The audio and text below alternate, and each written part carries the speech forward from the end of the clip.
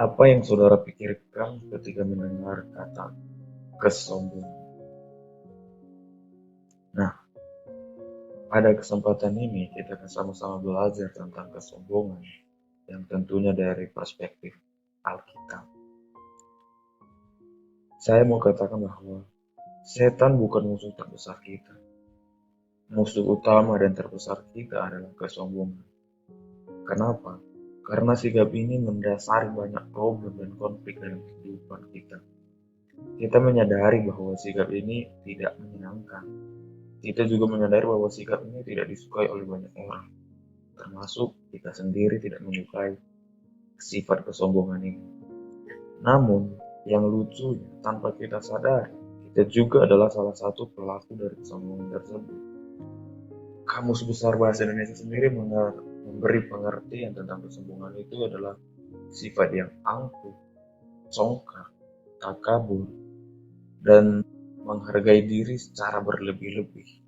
Kalau kita lihat di dalam Alkitab, 1 Timotius 3 ayat 6 menghubungkan kesombongan ini dengan hukuman iblis. Kenapa? Kesombongan merupakan usahanya iblis dan masih menjerat manusia. Itulah sebabnya di seluruh kitab Perjanjian Lama terdapat hukuman yang terus-menerus atas sikap orang yang tinggi hati.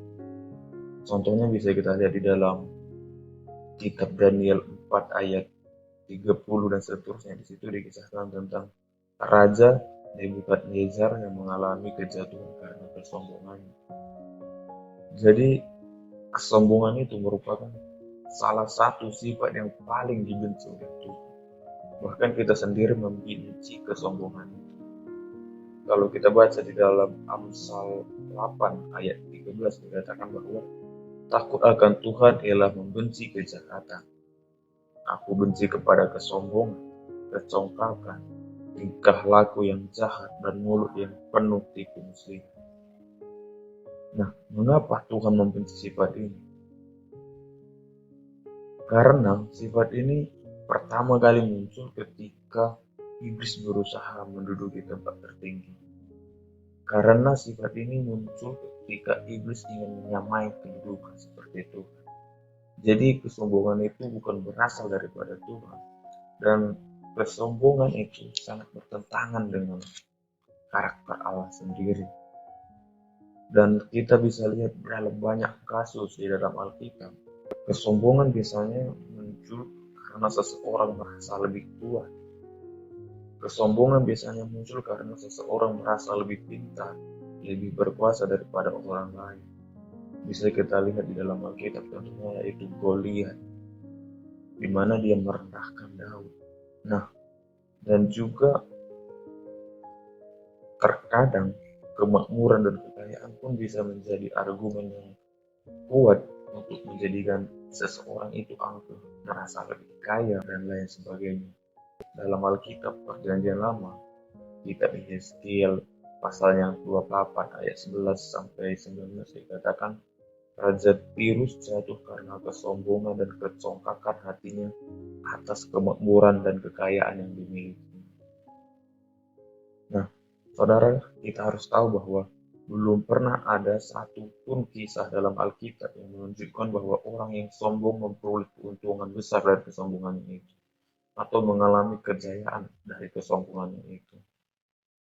Kehidupan orang-orang yang sombong selalu berujung kepada penderitaan. Kenapa? Orang yang sombong selalu akan direndahkan.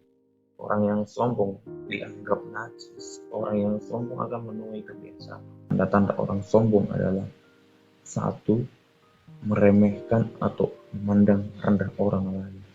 Mari kita lihat diri kita, apakah kita sering meremehkan atau memandang rendah orang lain. Nah, biasanya orang yang sombong bersikap memberontak. Nah, selanjutnya biasanya orang yang sombong itu tidak mau mengakui kesalahan-kesalahannya. Dan biasanya orang yang sombong itu percakapannya berpusat kepada diri sendiri. Mari kita memperbaharui hati kita. Mari kita jauhi sifat yang sombong itu. Karena apa? Karena jika kita menabur kesombongan, kita akan menuai hasil dari kesombongan itu sendiri. Tuhan Yesus memberkati.